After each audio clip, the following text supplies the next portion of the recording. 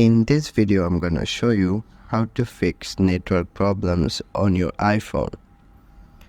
Now, if you're facing network issues, there are a few ways to fix it. Go to the settings. Now, turn on airplane mode.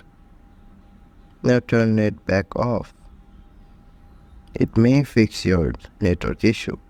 Now, always turn off Bluetooth.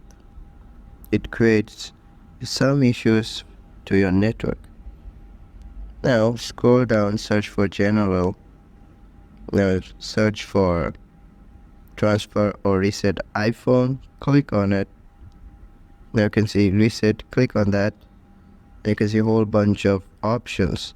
If you click on reset all settings, it will reset all the settings and it can fix your network issues. So this is it. Thank you for watching.